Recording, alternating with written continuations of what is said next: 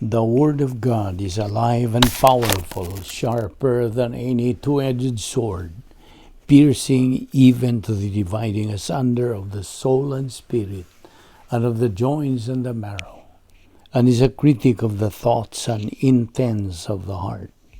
All Scripture is God-breathed and is profitable for doctrine, for reproof, for correction, for instruction in righteousness, that the man of God might be mature, thoroughly equipped unto all good works. Study to show thyself approved unto God, a workman that needeth not to be ashamed, rightly dividing the word of truth. Proverbs 30, verse 5, every word of God is pure. He is a shield to those who put their trust in him. Isaiah 45, 5-6, I am the Lord, and there is no other. There is no God besides me. I will gird you, though you have not known me, that they may know from the rising of the sun to its setting, that there is none besides me. I am the Lord, and there is no other. Zephaniah 3:17. The Lord your God is your midst. The mighty one will save. He will rejoice over you with gladness. He will quiet you with his love. He will rejoice over you with singing. James 1:16-17. Do not be deceived, my beloved brethren. Every good gift and every perfect gift is from above, and comes down from the Father of lights, with whom there is no variation or shadow of turning. Psalm 40, verse 1, I waited patiently for the Lord, and he inclined to me and heard my cry. Before we start our Bible study, as usual, gikinahanglan ang atong pagsusi sa atong tagsatag sa kakalag, kung napapakita mga sala sa unahuna, sala sa buhat, o sala ba sa dila. Kining maong mga salang nabuhat nato ning adlaw, gikinahanglan nga atong isugid ngadto sa tubangan sa Dios nga Amahan, aron dili kini mahimong babag sa atong pagabuhaton nga pagtuon sa pulong sa Dios. Therefore, atong gamiton karon ang prinsipyo sa 1 John 1:9 nga nagaingon, if we confess our sins, God is faithful and just to forgive us our sins and to cleanse us from all unrighteousness. For you unbeliever, the issue you are facing, dili ang imong pagsugid sa imong mga sala, kundi paggamit niya ng imong kabubuton, imong free will, aron ikaw makahimo sa labing manungdanong desisyon nga imong mabuhat sa tibok mong kinabuhi. Ang desisyon sa pagtuo kang Ginoong Jesucristo ingon nga imong personal nga manluluwas. Acts 16:31 nagaingon, believe on the Lord Jesus Christ, and thou shalt be saved. Musa, karon magampo kita sa hilom.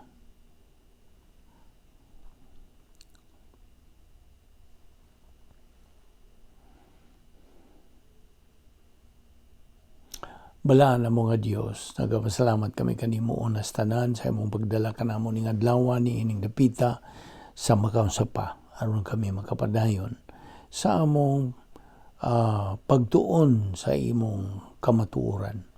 Mao lang kini ang labing minungdanong tulumanon namo niining tibuok adlaw, ang among pagtuon, pagkaton, pagtuo, paggamit sa imong mga pulong ngani sa among tagsa-tagsa kakasinatian sa kinabuhi.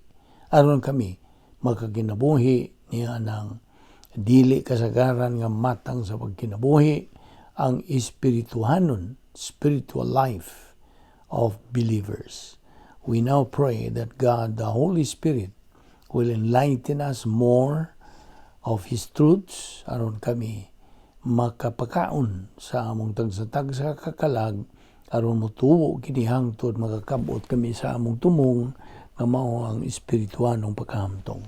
Kining tanan among gipasalamatan sa ngalan ni Ginoong Hesukristo. Amen. Maayong adlaw sa tanan atong mga subscribers, atong mga higala nga nagasunod na nining atong ministry through the YouTube, ang Vic Balbido Evangelistic Ministry. Ang tahas niini mao ang nag-una gyud.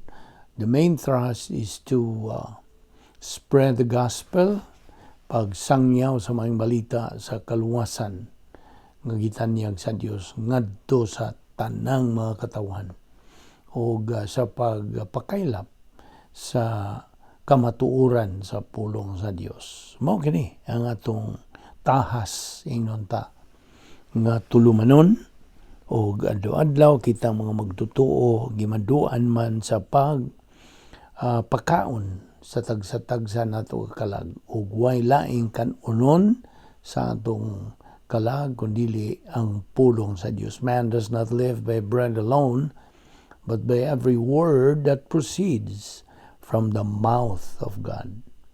Okay. Now, niya pa kita, nining atong tunanan nga giuluhan og how to be hopeful in a hopeless world. Okay, padayon ta sa atong hisgutan kagahapon, unas tanan. Naghisgot kita sa bahin sa gugma sa Dios, right? The unfailing love of God. Now, atong gihubad kinis Binisaya nga way pagkapakyas nga gugma sa Dios, the unfailing love of God. Now kining maong unfailing love of God naghatag kinis matag magtutuo ni Ginoong Hesukristo, nining gitawag og surpassing riches sa in English pa, nga nagapakita, naga-reflect sa grasya sa Dios, nga dili kini ikatandi ngadto sa bisag unsang tawhanong bahandi o kalampusan bas kinabuhi. Dili kini ikatandi. Now dinhi sa atong panahon sa simbahan or katuigan sa simbahan, church age, kining naasoy nga mga riches nga gisgutan naglakip kini sa dugang pagyud nga mga espirituanong pagsangkap, spiritual nga mga pagsangkap, okay, nga masukad wa pagyud mahatag sa tibuok nga kasaysayan sa tao, dinhi lang gyud sa atong katuigan sa simbahan. Ang matag magtutuo na ay kay gayunan sa pagpahimos sa talagsaong espirituanong kinabuhi nga giimbento, gisulayan o gipamatudan, proved sa pagkatao ng Ginoong Hesukristo in His first advent, sa una niyang pag-anhi. Kining naasoy dili kasagaran nga matang espirituanong kinabuhi, unique spiritual life, wa ra ba gyud ni kini masinati didto sa daang pagkigsaan? Wala. Ug bisan gani sumabot pang mga kapanahonan o future dispensations, wala. Now, sa diha nga usa ka magtutuo, mugamit o magkinabuhi na siya ni ining maong kinabuhing espirituhanon nga iyang mahimaya gyud ang Dios. Sa dihang iya na kining maggamit sa espirituhanong pagkinabuhi. Magkadawat siya sa labihan kadagko nga mga panalangin, bisan pag niya pa siya din his panahon in this present time, o makasugakod ra ba gyud siya sa pag-atubang sa mga gumunhap o pagsuway sa kinabuhi.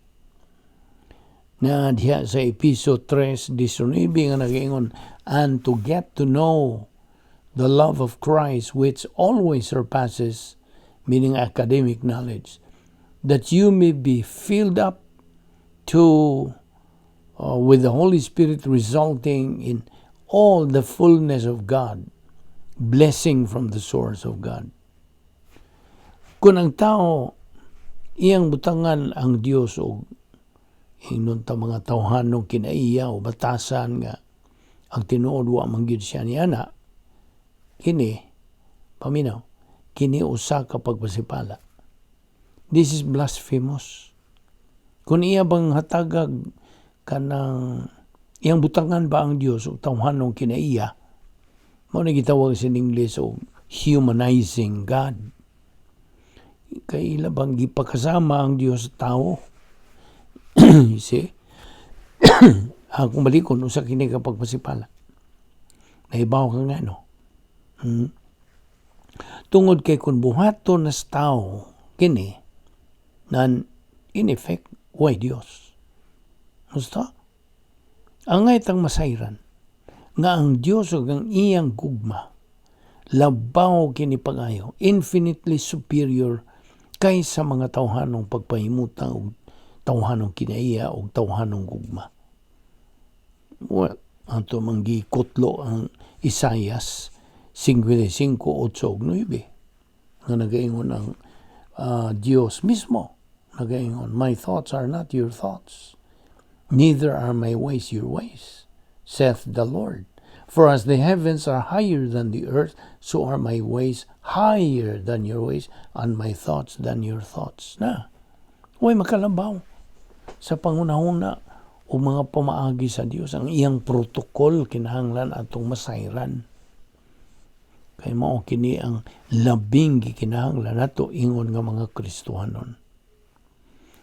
Now, ang magtutuo ni Ginoong Jesucristo, kinahanglan yung mutangtang stanan nga tinawhanong pagbati o pamatasan o kinaiya kung bahin nas gugma sa Dios. Di man gyud kanunay nga way tawhanong pagbati ang Dios, wala. God has no human feeling. Ang iyang gugma, way pagduha-duha, way pagkausab-usab, sa English pa, never vacillating, never inconsistent or temperamental. Never. Wa magagad ang iyang gugmas kaibog, pagpakigsandurot, o mga binuhatan sa mas ipakita sa tawhanong gugma. Dili. Ang iyang gugma, dili madani. Cannot be bribed. Dili ma-patronized o ma-influensya ni bisan unsang matang sa tawhanong merito, mga binuhatan o kaangayan. Unsa man nimo pagsabot sa Dios nung gugma nga way giingon ta nga sentimentalism o mga objective terms. Unsa nimo pagsabot?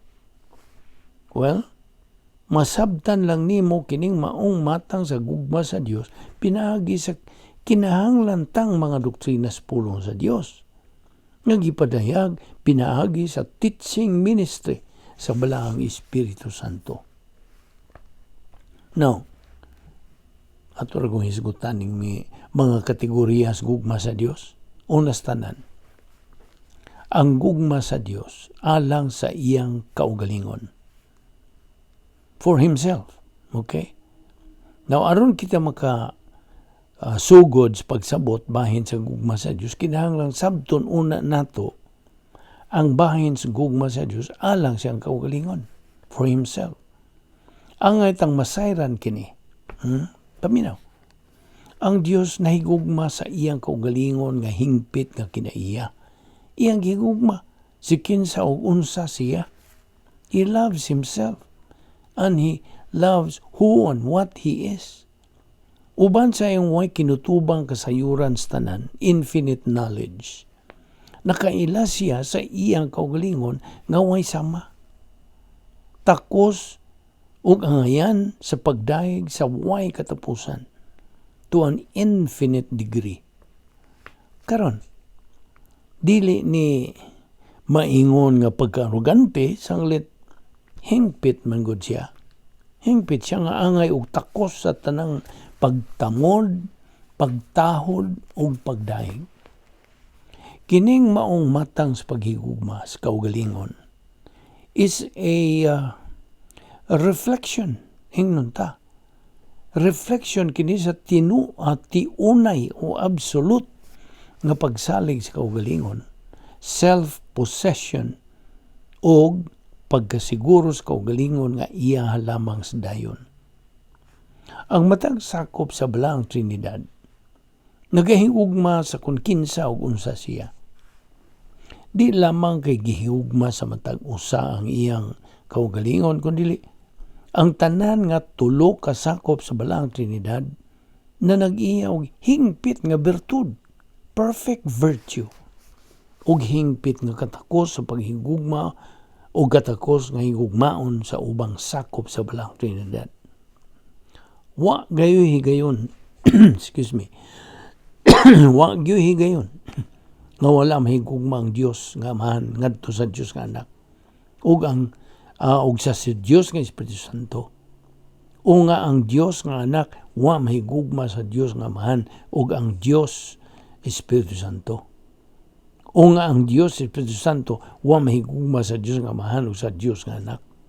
Naani mabasa kung imong basahon kini sa Juan kapitulo 17 versikulo 24. Now, the love of God alang sa ubang mga sakop sud sa balaang Trinidad naa kini siya sa kanunay always.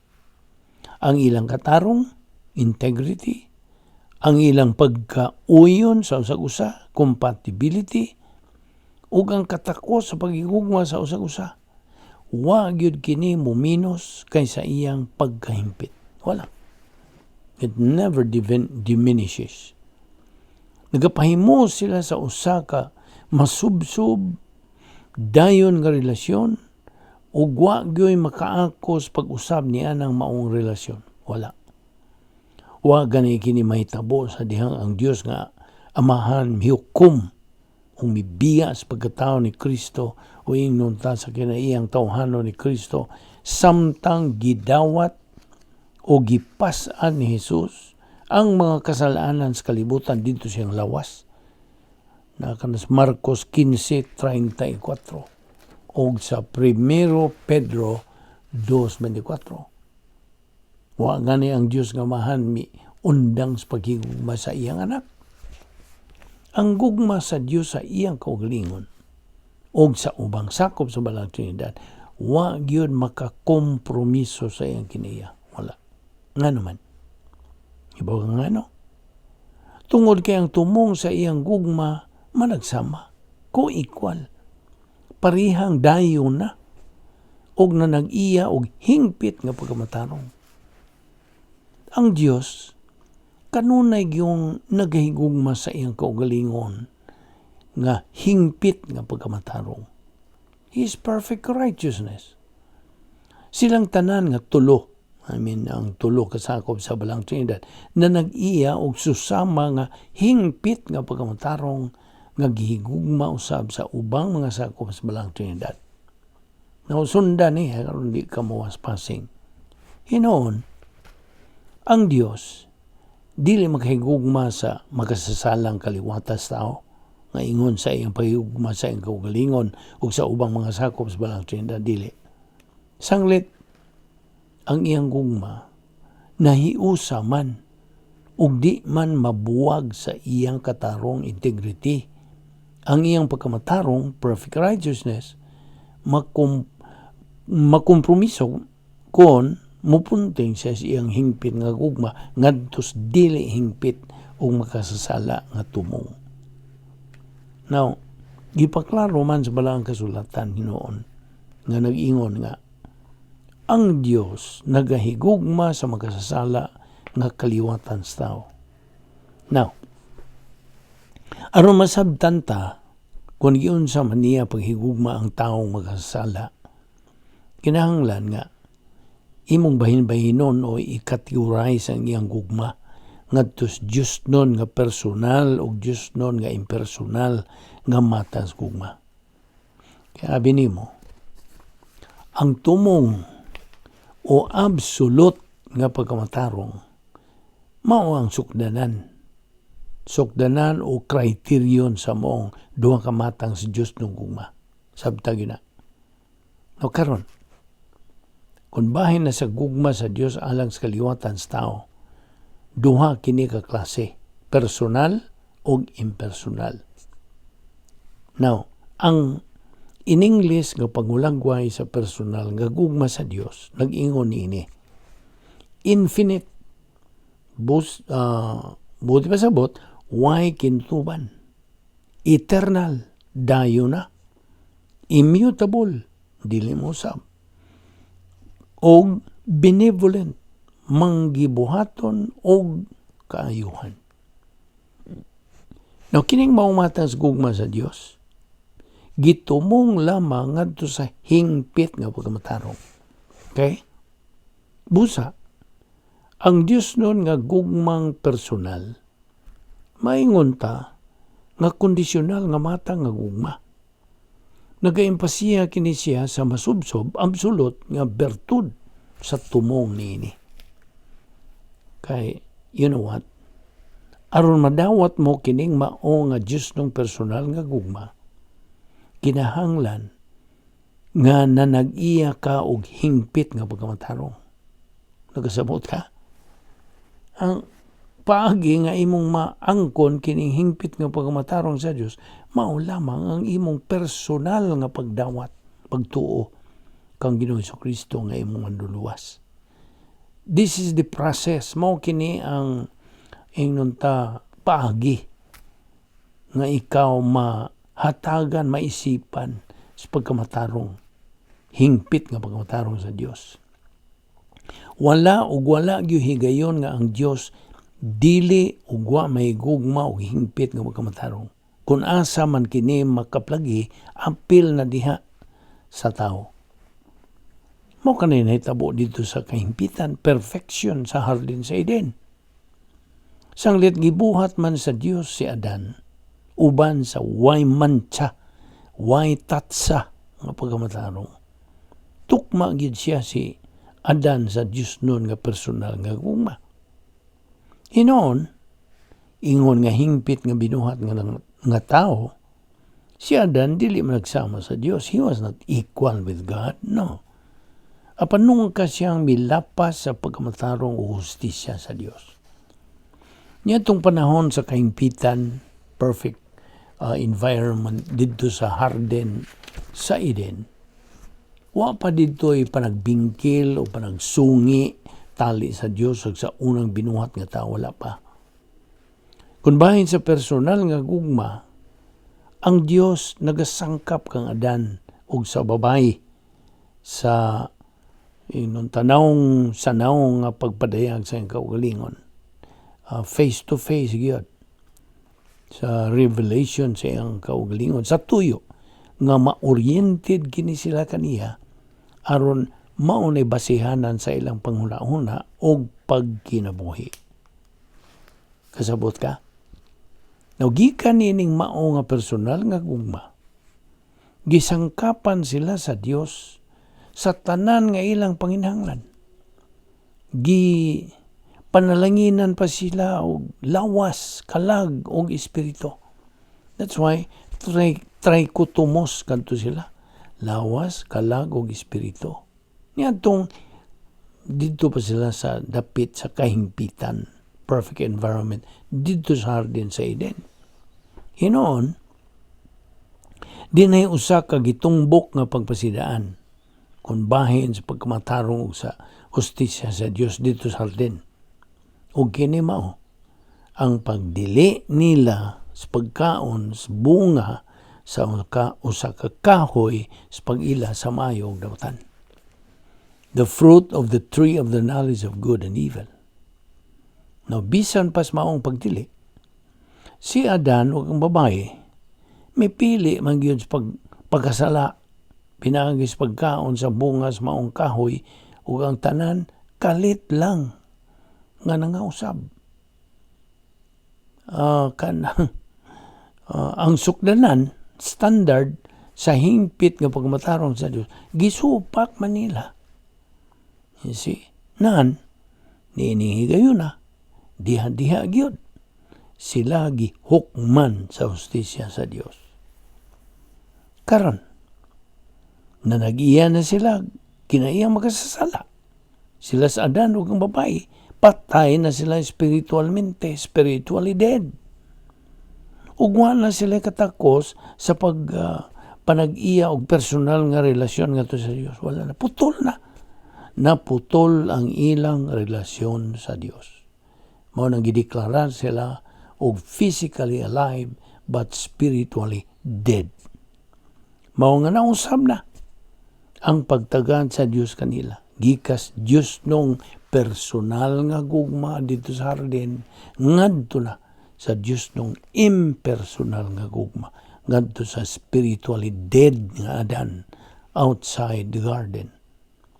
And subsequently, ngadto na tibuok kaliwatan sa tao. Mao na nahitabo. Si Adan, mao ang ingnon ta og nagarepresentar o federal head sa kaliwatan sa tao. Kasabot ka? Ug sa ingon nga kahimtang, ang desisyon niya sa pagpasupil o pagpakasala, usa ka desisyon alang sa matag sakop sa kaliwatan sa tao. Roma 5:12. Ingon nga mga kaliwat ni Adan, kitang tanan. Hinukman kitang tanan sa panahon sa atong pagkahimugso. Dili tungod sa atong personal nga mga sala, kundi tungod sa original nga salang nabuhat ni Adan. That is Adam's original sin. Ug ang kinaiyang makasasala ni Adan, nahimo na nga ato nga kinaiyang makasasala pinaagi sa genetic transmission. Ang original nga sala ni Adan, nahimong ato ng sala by imputation pinaagi sa pag-isip. Sabtag na. Ang resulta nini, nangatao kitang tanan nga nangalaglag ug walay paglaom. Hopelessly lost. Patay spiritualmente. Ug sama ni Adan, human gyud sa pagkalaglag niya after the fall, di na kita mahimong tumong sa personal nga gugma sa Dios, ni makaangkon og personal nga relasyon kaniya. Wala na. Yet, ang Dios nagapangandoy pagyud siya usa ka relasyon nga personal nga paghigugma ug mao nga nagasangkap siya og paagi nga ang patay spiritual minteng tao mahibalik sa iyang relasyon ngadto kaniya. Ang iya god nga impersonal nga gugma gitawag og unconditional, dili sama sa iyahang personal nga gugma. Kaya binimo, ang Dios nun nga personal nga gugma, o man kini mag-aagan sa merito sa tumong sa maong gugma, kundi sa integridad sa nagahigugma nga mao ang Dios. Nakasabot ka ba? Nining akong gipangisgutan. I hope bukas pa ka ng imong pangunahon na bahin ini, ha? Kay labihan sa pagkabililhon o pagkaminungdanon ni mga butanga. Gigugma kita sa Dios tungod sa kung kinsa og unsa siya. Dili tungod sa kung kinsa og unsa kita. Dili. Sabtag na. Ang iyang impersonal nga gugma ngadto sa spiritually dead nga kaliwatas tao, gipasikad sa kaugalingong hingpit nga kiniya sa Dios. Ingon man, gipasikad sa iyang gugma sa iyang kaugalingon. Ug mao nga ang impersonal nga gugma sa Dios, mao ay labing gamhanan nga matang gugma sukad masukad. Si Ginoong Jesucristo mipakita, He demonstrated sa labawng kabalog nining maong matang sa gugma pinagi siyang gibati his attitudes tibuok niyang pagsakit o paglansang kaniya sa cross. Katong iyang attitude nagapakita sa kaugalingon dito sa cross sa diyang miingon siya og amahan. Pasayloa sila. Kaya wa sila masayod sa ilang gibuhat. Lucas 23:34. Now, tutuki kini. Concentrate on this. Bisan kung gilansang na nila siya sa cross, nakapakita pagyud siya sa iyang impersonal nga gugma ba? Ang Dios no niya nga impersonal nga gugma, Mao gyud miuna ngadto sa mga kasaypanan ug mga kasalanan sa kaliwatan sa tao. Ang grasya nga Dios nung gasa sa iyang anak, mao'y maingon ta nga labing dako nga pagpakita sa impersonal nga gugma sa Dios ngadto sa kaliwatan sa tao. Kining maong matang sa gugma, mao'y bugtong paglaom sa kaliwatan sa tao nga iyang mapanag-iya ang relasyon sa Dios. Maura, wala gyud lain. Ang gisulti sa Juan 3:16, for God so loved the world, impersonal nga gugma kana, that He gave His only begotten Son, monogenes, meaning uniquely born Son, that whosoever believeth in Him should not perish but have eternal life. John 3:16. You know what? Ang kamatayon ni Kristo, mao ang kahingpitan sa orihinal nga saad ngadto kang Adan dito sa hardin human sa iyang pagkalaglag. Ang binhi sa babae, the seed of the woman, nga mao ang manluluwas, ang Mesiyas, mapanggos ang iyang tikod, would be bruised on the heel. Genesis 3:15 na kanayon. And I will put enmity between you, Satanas, and the woman, and between your seed and her seed. He, si Ginoong Jesucristo, shall bruise you, Satanas, on the head, and you, Satanas, shall bruise him, Christ, on the head, on the heel, dili kay head, on the heel. Karon, mahimog so siya pinagis babae. Siya mamatay, ug iyang bungkago ng gahom sa sala ug espiritual ng kamatayon pinaagi sa iyang kaugalingon nga pagpuli ng espiritual ng pagkamatay. Didto sa krus, ang hustisya sa Dios nga amahan miisip sa tanang mga sala sa kasaysayan sa kasaysayan katawan ngadto sa pagkatao ni Kristo ug gihukman siya. Akong balikon kanang punto, didto sa cross, at the cross, the justice of God the Father miisip sa tanang mga sala sa kasaysayan sa katawhan ngadto sa pagkatao ni Kristo o gihukman siya. Kadtong maong paghukom, mao'y silot sa sala nga tukma gyung angay kanimo. Pinagi siyang pag-angkon o pagdawat niya ni Kristo sa silot sa atong tanang mga sala. Iyang gitagbaw diha once and for all ang pagkamatarong ug ang hustisya sa Dios. Iyang gitangtang ang ali, ang babag, tali sa hingpit nga pagkamatarong sa Dios ug sa relative righteousness sa pagkamatarong sa tao. Sanglit mi voluntaryo mas Ginoong Jesucristo nga siya ay mahimong sala puli kanato. He became sin on our behalf that we might become the righteousness of God in Him. None. Ang hustisya sa Dios gawas no na. It's already free sa pag-isip. It is free to credit His righteousness to you. Gawas no nang muisip sa iyang pagkamatarong diha kanimo. Sa gayon sa kaluwasan, at the moment of salvation, gaway pagkompromiso sa iyang kinaiya. 2 Corinthians 5:21. Now, ingon nga magtutuo ni Ginoong Jesucristo na karon, ikaw na matarong na. Okay? You are now justified. Madawat ka na sa Dios. Kaya nga naman.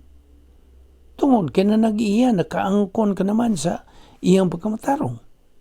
You see, Roma 3:21-22, Roma 4:1-6, Roma 4:21-25, Galacia 2:16. Busa, karon, dili na isyu ang imong tawhanong pagkamatarong. Okay? Ang pagkamatarong nga imo nang naangkon, mao nay magagarantiya sa imo ng dayon nga relasyon sa Dios. Kasabot ka? Kanibaw ka ba? Nga ang Dios personal nga nagahigugma sa iyong kaugalingong pagkamatarong nga karon iya nang giisip diya kanimo. Nasabtan ba nimo na? Giisip na ang pagkamatarong sa Dios diha kanimo. Ano kung tanawon ka sa Dios nga Amahan, dili ka na hinukman. Gimatarong ka na. Ug pinaagi nining buhat sa iyang hustisya, nahimo ka ng tumong sa iyang way pagkapakyas, unfailing love nga personal nga matang sa gugma. Paminaw igsuong magtotoo. Ana ka nakaroy personal nga relasyon sa Dios pinaagi kang Ginoong Hesukristo. Ang pagpakita sa way pagkapakyas nga gugma sa Dios pinaagi sa grasya. Grasya ra gyud ang nagalihok ning tanan. Unas tanan ang grasya mo'y labing hamili ug halangdon nga pagpadayag sa way pagkapakyas nga gugma sa Dios, the unfailing love of God. Ato nang nasayran nga ang pulisa, policy of God, mao ang grasya. Ang pulisa sa Dios of unmerited favor nga gisangkap sa Dios ngadto sa nalaglag o magkasasalang mga kaliwatas tao. Ang grasya gawas nung gisangkap sa Dios, freely provided by God. Ug ang nagadawat niini way katakos, undeserved by the recipient. Way mahimo ang kaliwatan sa tao sa pagpanag-iya o sa pag-angkon sa pagkaangayan sa grasya. Wala. Ang grasya maong tanan nga diin ang Dios na naikagawasan sa pag-atiman sa kaliwatan sa tao. Binasihan ang buhat sa kaluwasan nga nahimo ni Jesucristo dito sa krus. Now, ato ning ipadayon ugma, atong hisgutan ang dugang pang mga punto bahin ini nga atong isgutan ang gitawag og antecedent grace. Ayaw sipyat sa pagsunod niini. Kay kining tanan grasya nga atong gipahimoslan, magampo ta.